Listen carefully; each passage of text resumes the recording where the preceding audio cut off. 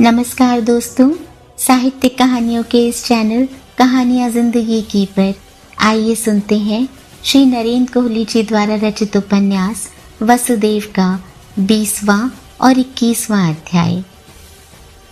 आगे बढ़ने से पहले हमेशा की तरह आप सबसे रिक्वेस्ट है कि अगर चैनल पर पहली बार आए हो या अब तक ना किया हो तो चैनल को सब्सक्राइब करना बिल्कुल ना भूलें। आइए सुनते हैं। देवक को अकस्मात अपने सामने खड़ा देख देवकी चौंकी। प्रणाम पिताजी। सुखी रहो बिटिया। देवक का स्वर थरथरा रहा था। मैं यादवों की राजसभा से आ रहा हूं। और सहसा देवकी की समझ में आया कि पिता क्या कहना चाह रहे हैं। आर्यपुत्र कहाँ है? देवक मौन रही। आर्यपुत्र कहाँ है? देवकी ने पुनः पूछा। वे आपके साथ ही तो राजसभा में गए थे। वही बताने का साहस जुटा रहा हूं, देवक ने धीरे से कहा। गए तो हम साथ ही थे, किंतु वसुदेव मेरे साथ लौट नहीं सके। कहाँ गए हैं वे? कंस ने उन्हें लौटने नहीं दिया। देवक ने जैसे संभल संभल कर कहा। वह उनसे पूछ रहा था कि देवकी का 7वां पुत्र कहाँ है।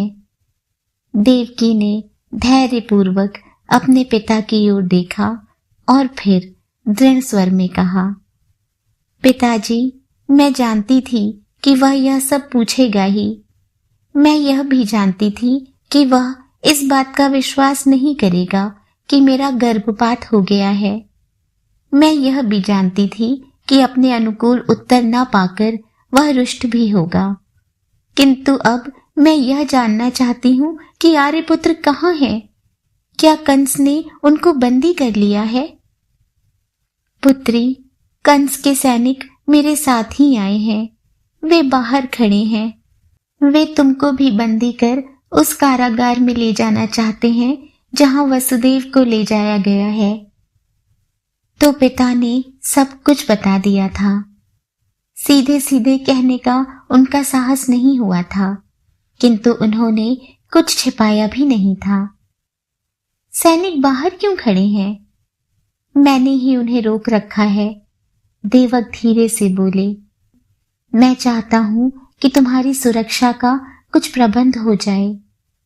कैसी सुरक्षा? तुम किसी गुप्त मार्ग से यहां से छिपकर निकल जाओ।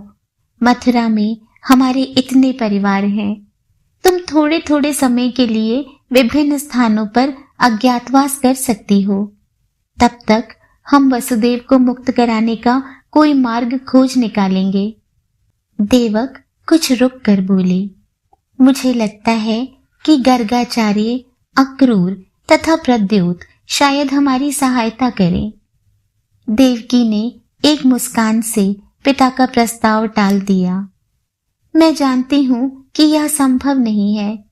आप गलत लोगों से आशा लगाए बैठे हैं।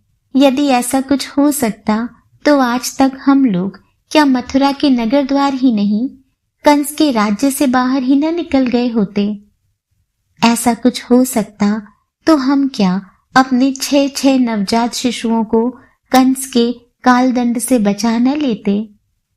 ऐसा कुछ संभव होता तो आपके भाई महाराज उग्रसेन क्या आज तक कारागार में ही पड़े होते। कंसा के साथ चली जाओगी तो कोई संदेह भी नहीं करेगा। देवक ने जैसे देवकी की बात सुनी ही नहीं। वे अपनी ही धुन में नई से नई योजनाएं बना रहे थे। देवकी के चेहरे पर एक वक्र मुस्कान प्रकट हुई। इतने भोले हैं आप तात। क्या आप नहीं जानते कि कंसा आरंभ से ही ऐसे किसी अवसर की प्रतीक्षा में है जब वह मुझे पकड़कर सीधे कंस के कारागार में फेंक आए। समझता तो मैं भी हूं, किंतु मैं तुम्हें सीधे सीधे कंस के हाथों में नहीं सौंपना चाहता। सीधे ना सही, तिर्यक मार्ग से भी मैं वहीं पहुंचूंगी।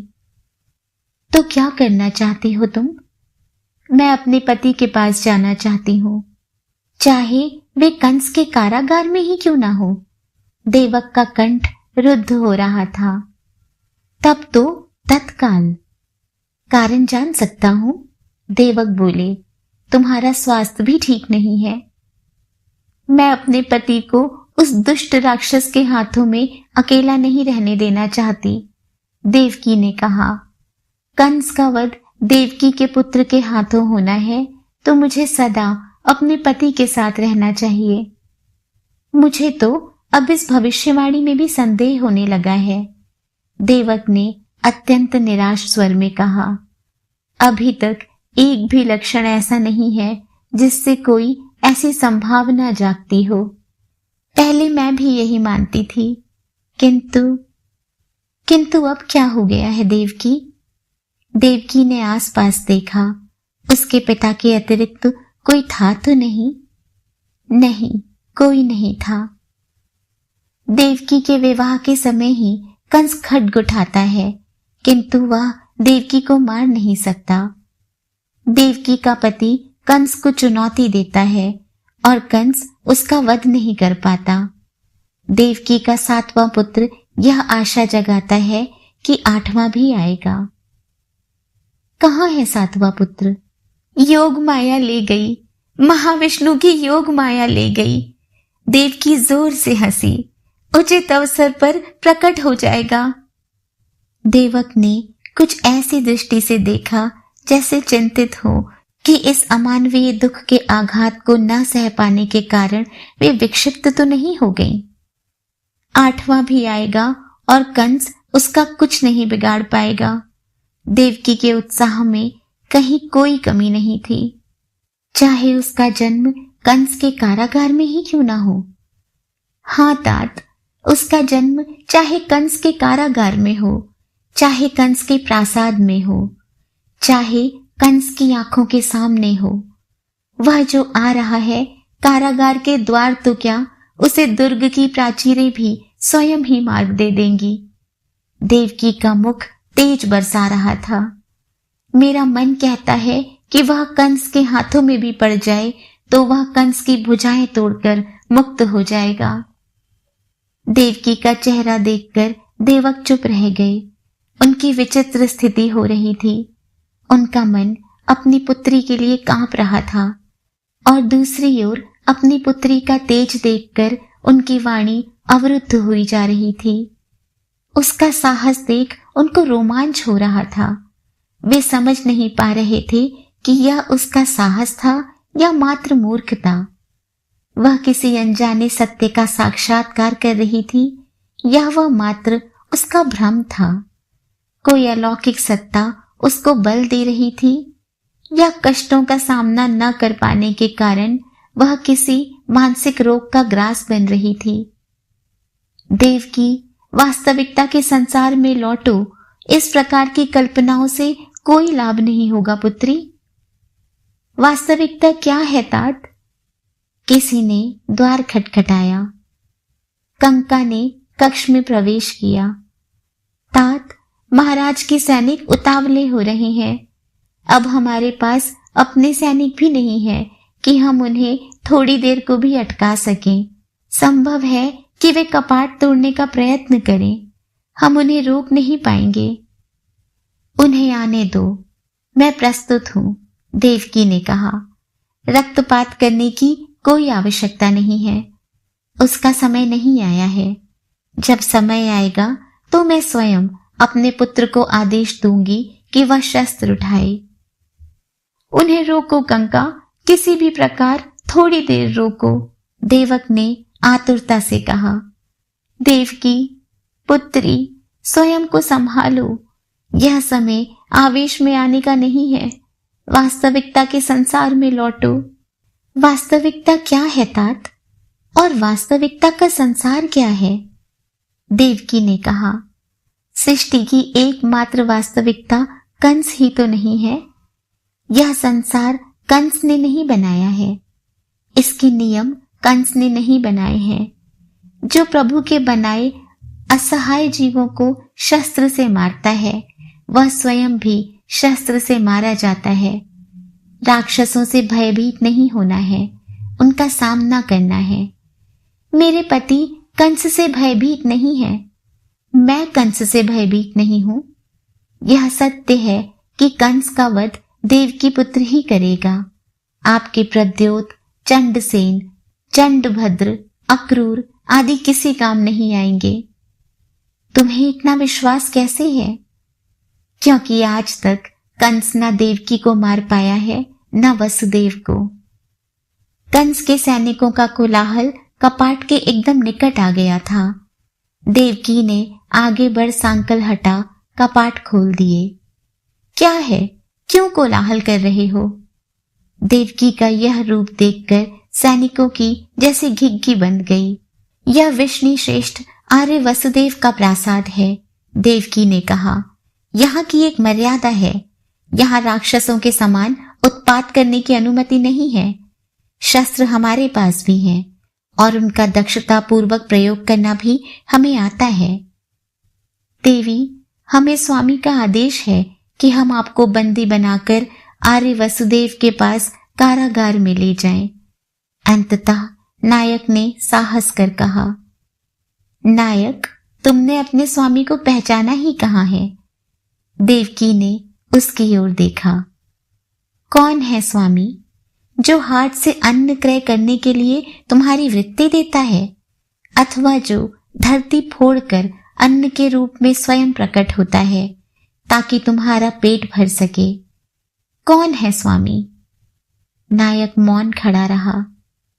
जाओ, अपने स्वामी से कहो कि आकाश से मेघ बनकर बरसे ताकि खेतों की प्यास बुझे। उससे कहो कि जल बनकर धरती के नीचे विद्यमान रहे ताकि हम कुआं खोदकर अपने पीने के लिए जल प्राप्त कर सके। करेगा तुम्हारा स्वामी यह सब? देवी, हमारे साथ चलें। नायक इतना ही कह पाया। चल रही हूं, किंतु तुम्हारे स्वामी के आदेश पर नहीं, अपने स्वामी के निर्देश पर। देवकी ने उनकी ओर देखा। तुम भी अपना भ्रम जाल तोड़ो और अपने स्वामी को पहचानो मूर्खों। कंस के राजवैद्य और मागध भविष्यवक्ता मदिरा के 2-2 चषक पी चुके तो कुछ खुले। जाने किस अभागी घड़ी में मैंने महाराज को यह सूचना दे दी कि देवकी की 8वीं संतान उनका वध करने वाली है। भविष्यवक्ता मलय दूत ने तीसरी बार चषक भरा। न तुमने यह भविष्यवाणी की होती मूर्ख, न मेरी जान इस सांसत में फंसती। वर्षों हो गए, इस समस्या का समाधान ही नहीं हो रहा। हर क्षण प्राण सूली पर टंगे रहते हैं। कहना ही था तो कह देते कि देवकी का पहला पुत्र महाराज का हत्यारा होगा। यह 8वें तक लटकाने की क्या आवश्यकता थी? राजवैद्य ने कहा। अब तुम कोई ऐसी भविष्यवाणी नहीं कर सकते कि देवकी के पुत्रों से अब महाराज को कोई संकट नहीं है। वे दुष्ट ग्रह टल गए हैं जो उनके लिए घातक थे। अब महाराज अमर हैं, उनको कोई नहीं मार सकता। झूठी भविष्यवाणी कर दो, इस झंझट से तो मुक्ति पाओगे। मैं भी सुख और चैन की नींद सो सकूंगा, वैद्य ने कहा। दुखी तो मैं भी बहुत हूं। अब तुम ही बताओ कि कोई भविष्यवक्ता ईश्वर तो नहीं है। महाराज के मस्तक में जो भी प्रश्न आए उन सब का उत्तर मैं कैसे दे सकता हूं? अच्छा, मान लो भविष्यवक्ता महाराज, यदि कल महाराज यह पूछें कि उनकी किसी रानी के मन में किसी पर पुरुष के प्रति आकर्षण है क्या, तो क्या करोगे? पर ऐसा क्यों पूछेंगे वे? महाराज की खोपड़ी में कब क्या समा जाए, इसके विषय में क्या कहा जा सकता है? वैद्य बोला। मुझे तो लगता है कि उनके मस्तिष्क के कई तंतु कुछ दूषित हैं। फिर महाराज कान के कच्चे हैं, क्रूर तो हैं ही, नहीं तो कोई किसी की मात्र एक भविष्यवाणी पर अपनी ही बहन के नवजात पुत्रों का इस प्रकार वध करता है? कोई मनुष्य तो नहीं कर सकता। तुम कहना क्या चाहते हो? भविष्यवक्ता ने पुनः अपना चषक भरा। यह कि तुम्हारी ये भविष्यवाणियां तुम्हारे जी का जंजाल बन सकती हैं, वैद्य ने कहा। कैसे? ऐसा ही कोई प्रश्न पूछ ले, जैसा मैंने अभी पूछा है। भविष्यवक्ता स्तब्ध सा बैठा राजवैद्य को देखता रहा। बोलो, क्या करोगे? राजवैद्य की मदिरा बोलने लगी थी। मैं महाराज के मन में ऐसा संदेह डाल दूं तो तुम्हारी तो रातों की निद्रा गई। राजवैद्य का अट्टहास सारे भवन में गूंज रहा था। उसे देखकर लगता था कि वह परम आनंद की स्थिति में है। भविष्यवक्ता के चेहरे की चिंता को देख देख कर उसका नशा निखरता जा रहा था। उसके मन में फुलझड़ियां छूट रही थीं और वह सुख के सोपान चढ़ता जा रहा था। बोलो, क्या करोगे भविष्यवक्ता महोदय? राजवैद्य उसे चिढ़ा रहा था। और यह मैं कर दूंगा, कल ही कर दूंगा। तुम्हारी भविष्यवाणियों का स्वाद चखा दूंगा तुमको। सारी मथुरा ही क्या, सारे यादवों का जीवन तुमने यातनामय कर रखा है। आर्य वसुदेव के पुत्रों की हत्या, राम राम। ऐसा कुछ मत करना। भविष्यवक्ता के कंठ से अत्यंत भयभीत स्वर निकला। न विनोद में करना और न ही सुरा के प्रभाव में। अपने महाराज को तो तुम जानते ही हो, वे मेरा पीछा नहीं छोड़ेंगे जब तक मैं किसी भद्र पुरुष का नाम ही ना बता दूं। और मैं व्यर्थ ही किसी को फंसाना नहीं चाहता। तुम चाहो न चाहो, वे तो किसी न किसी का शीश काटना चाहेंगे। वैद्य बोला। नहीं बताओगे तो तुम्हारा ही शीश काट देंगे। वैद्य ने फिर से ठहाका लगाया। वह पूरी तरह से मदिरा के चंगुल में था। यदि तुम ऐसा कुछ करोगे और महाराज मुझसे पूछेंगे तो भविष्यवक्ता की सुरा भी रंग पकड़ने लगी थी। तो क्या कर लोगे? तो मैं तुम्हारा ही नाम बता दूंगा। भविष्यवक्ता बोला। यह भी कह सकता हूं कि महारानी के गर्भ में जो संतान है वह तुम्हारी ही है। तुमने कोई औषध खिलाकर उन्हें अपने वश में कर लिया है। निमिष भर में वैद्य का सारा मद उतर गया। ऐसा मत करना मेरे भाई, उसने हाथ जोड़ दिए। तुम शायद नहीं जानते कि हमारे महाराज कितने निम्न कोटि के जीव हैं।